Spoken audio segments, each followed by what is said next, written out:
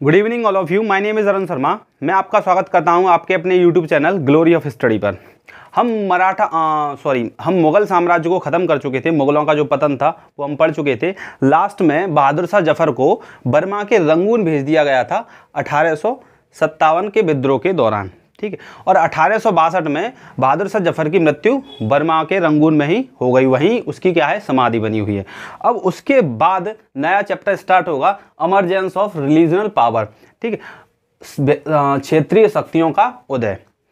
हमने देखिए जो मॉडर्न हिस्ट्री का क्लासिफिकेशन पढ़ा था उसमें हमने 3 तरीके से क्लासिफिकेशन किया था। पहला एंशिएंट था, दूसरा मेडिवल एंड तीसरा मॉडर्न। फिर मॉडर्न में भी हमने एक क्लासिफिकेशन बताया था आपको, उसमें था declines of Mughal, emergence of regional power और तीसरा था ब्रिटिश साम्राज्य या ब्रिटिश काल, ठीक है। तो हम पहला चैप्टर कंप्लीट कर चुके हैं, डेक्लाइंस ऑफ मुगल, और सेकंड वाला ही क्या है, इमरजेंस ऑफ रिलीजनल पावर, क्षेत्रीय शक्तियों का उदय। अब इस वाले चैप्टर को पढ़ेंगे। इसमें क्या है देखिए, जैसे ही ये तब की कहानी है जब क्या कहते हैं, औरंगजेब जिंदा है, मुगलों का पतन नहीं हुआ है, मुगल उस समय चरम सीमा पर हैं। लेकिन उस समय क्या है, क्षेत्रीय शक्तियों का भी तो उदय हुआ है। और मुगलों से सबसे ज़्यादा जो लोहा लिया है वो सिखों ने और मराठाओं ने लिया है। यानी कि जो मुगलों के युद्ध सबसे ज़्यादा हुए हैं वो सिख और मराठा और राजपूतों के ही हुए हैं, ठीक है। अब इसमें मराठा साम्राज्य को हम पढ़ेंगे। मराठा साम्राज्य के जो संस्थापक रहे हैं वो शिवाजी रहे हैं। Shivaji like a greatest personality of Maratha साम्राज्य। शिवाजी मतलब महान व्यक्तित्व रहे हैं मराठा साम्राज्य के। इन्होंने ही स्वराज्य की स्थापना की। उस समय पूरे के पूरे भारतवर्ष में मुगलों का ही परचम लहरा रहा था। उस समय पूरे के पूरा भारत मुगलों के अधीन था। उस समय सपोज करो कि कोई भी मुगलों के खिलाफ जाने की सोचना, तो जरूरत की सोचो कि मतलब जाएगा, वो सोचता भी नहीं था मुगलों के खिलाफ। और उस समय औरंगजेब का शासनकाल चल रहा था और औरंगजेब इतना क्रूअल शासक था कि उसके खिलाफ कोई भी विद्रोह करता था तो उसको खौलती कढ़ाई के तेल में डलवा दिया करता था। तो कोई भी सामंत या कोई भी व्यक्ति उसके साम्राज्य में उसके खिलाफ जाने की सोचता ही नहीं था। अच्छा, मुगलों का जो पतन हुआ है वो उसका भी कारण औरंगजेब रहा है। उसकी जो कठोर नीतियां रही हैं वही उसके पतन का कारण रही है, मुगलों के साम्राज्य के, ठीक है। अब शिवाजी मराठा साम्राज्य के संस्थापक या फाउंडर रहे। इनके पिताजी का नाम शाहजी भोंसले था, माता का नाम जीजाबाई था। ये बचपन में हम कहानी भी पढ़े थे, शाहजी भोंसले और जीजाबाई वाली, ये वही हैं, ठीक है। शाहजी भोंसले, पिता का नाम, माता का नाम जीजाबाई।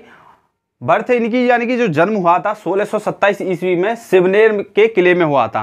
1627 में सिवनेर के किले में हुआ था। इनके जो संरक्षक रहे दादा कोंडदेव रहे, ठीक। इनके जो संरक्षक दादा कोंडदेव रहे। स्पिरिचुअल टीचर गुरु रामदास, स्पिरिचुअल टीचर यानी कि आध्यात्मिक गुरु जो रहे वो गुरु रामदास रहे। अब इनकी जो क्या कहते हैं, पिता का नाम शाहजी भोंसले था। शाहजी भोंसले उस समय अहमदनगर में जॉब किया करते थे। लेकिन 1633 ईस्वी में अहमदनगर पे अटैक हुआ, किसका, औरंगजेब का, और वहां से जॉब छोड़नी पड़ी। फिर ये आ गए पूना में, और पूना की जो जागीर बीजापुर में जॉब करने लगे। लेकिन शिवाजी को इनसे पूना की जागीर मिली है विरासत में। इतना समझ में आया। शिवाजी की विजयों के बारे में एक बार प्रकाश डालेंगे। विजय जो इनकी विक्ट्री नहीं है, यहाँ कहाँ कहाँ जीता है इन्होंने, उसके बारे में पढ़ेंगे। 1633 ईस्वी में सिंहगढ़ के किले को जीता। ये पहली जीत थी शिवाजी की 1643 ईस्वी में। तो 27 में जन्म हुआ है, 43 में एक किला जीत लिया है। अब सोचो कितनी एज हो गई इनकी, 3 और 20 आई थिंक 10 13 16 ईयर ओल्ड के जब थे शिवाजी, तब सिंहगढ़ के किले को जीत लिया था। 9 साल की उम्र में शिवाजी तलवार लेके मुगलों के खिलाफ निकल गए थे। आज की डेट में अब देखो 16 साल का ही है, 16 साल के ही हैं शिवाजी। यहाँ पे 16 वर्ष ही हुई है इनकी आयु। 1627 में और 1643 में एज का डिफरेंस निकालना। 16 साल के बच्चे ने एक किले को जीत लिया उस समय। कितनी बेहतरीन रणनीति रही होगी शिवाजी की। इसीलिए तो बोल रहा हूँ the greatest personality of Maratha साम्राज्य। स्वराज की स्थापना की, हिंदुओं को बचाया इन्होंने। 1646 में इन्होंने दूसरा जो किला जीता वो है तोरण का किला। 54 में पुरंदर के किले को जीता इन्होंने, ठीक, 54 में पुरंदर के किले को जीता। 57 में शिवाजी का सामना पहली बार मुगलों से हुआ अहमदनगर में। अब अहमदनगर में उसी समय आया हुआ था औरंगजेब, अहमदनगर में क्या, उसी समय औरंगजेब आया हुआ था।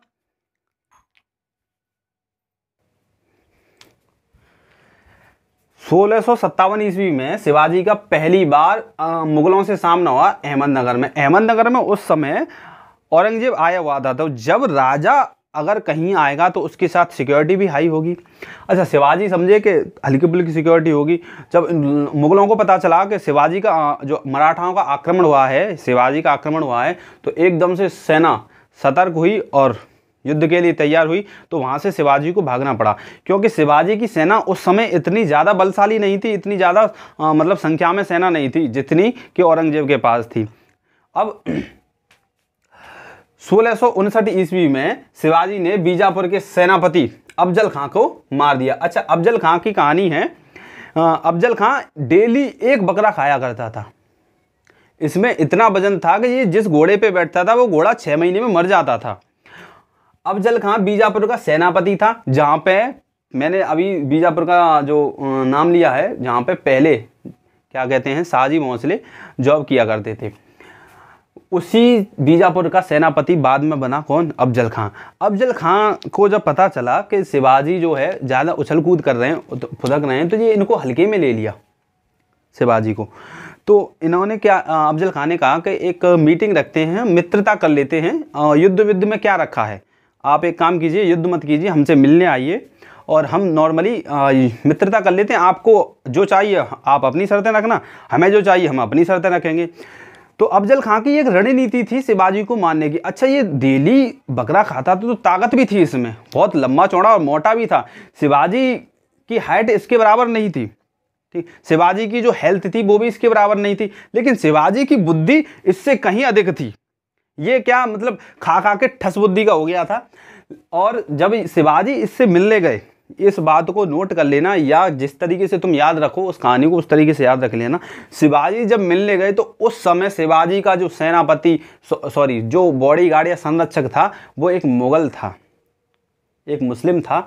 उसने शिवाजी को राय दी कि देखिए महाराज, आप जा रहे हैं अफजल खां से मिलने, है तो वो शत्रु ही, उसने मित्रता का प्रस्ताव बेशक रखा है लेकिन वो है तो शत्रु ही। आप एक काम कीजिए, क्या कहते हैं, देखिए निहत्थे मत जाइए, कोई भी बिना शस्त्र लिए नहीं जाइए। उसने बाघ नख दिया शिवाजी को, बाघ नख दिया। तो बाघ नख हाथों में पहन के शेर के पंजे के जैसा होता है, और बाघ नख को पहन के जब वो गले लगा तो उसने एकदम से शिवाजी को भींचना चाहा, और मतलब एक लाइक अजगर जो एक कुंडली मार के लोगों को ऐंठ के मार देता है, उस तरीके से उसने शिवाजी को मारना चाहा। लेकिन उसे क्या पता था कि शिवाजी के हाथों में बाघ नख है। शिवाजी ने एक पंजा अपना पीठ में फंसाया उसकी में बैकबोन की तरफ, और एक पेट की तरफ फंसाया, और पीछे से खींचते हुए आगे की तरफ लाए, और पेट और पीठ दोनों फाड़ दी।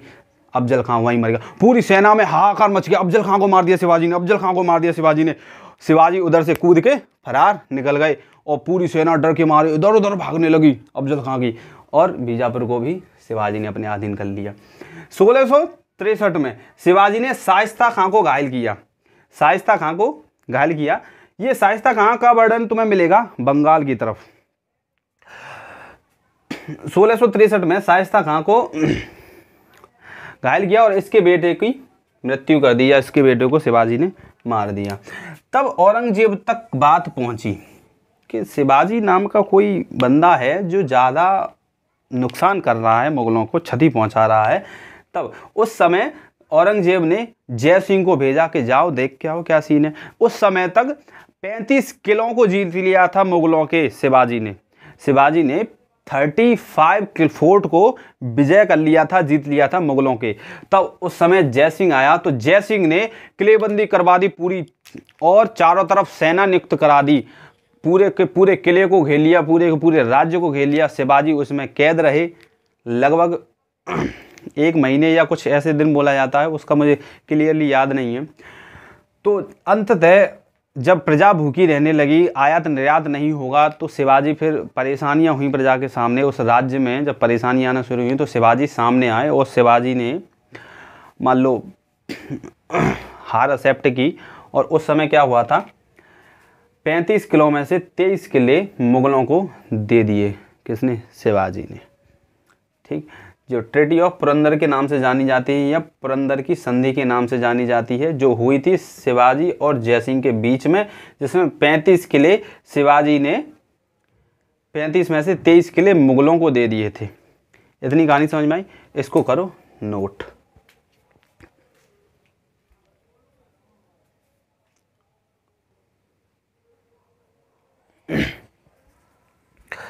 देखिए, ट्रीटी ऑफ पुरंदर हो गई। ट्रीटी ऑफ पुरंदर के बाद क्या हुआ था कि शिवाजी के जो बेटे थे संभाजी, शिवाजी के जो पुत्र थे संभाजी को मुगल दरबार में उसी संधि के तहत मुगल दरबार में 5000 का मनसब प्राप्त हुआ।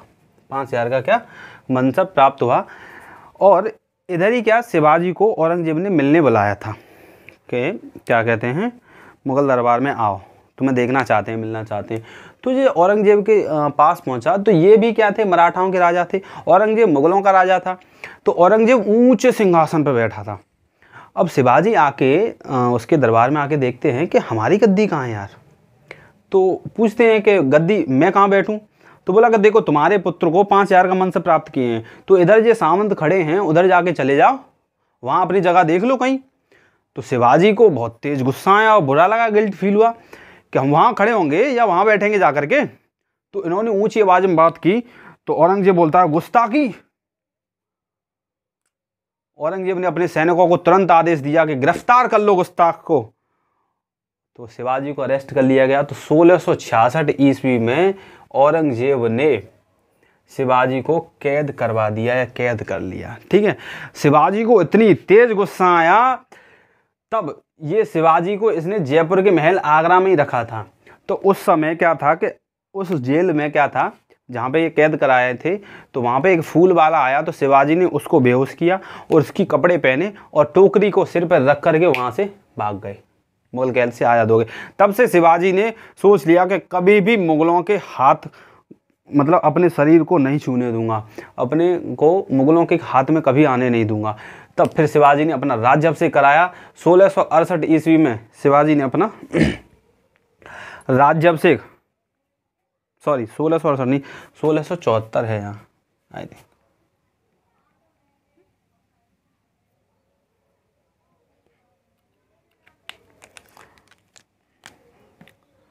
1668 नहीं है, 1674, 1674। ठीक है, शिवाजी के 2 राज्याभिषेक हुए थे।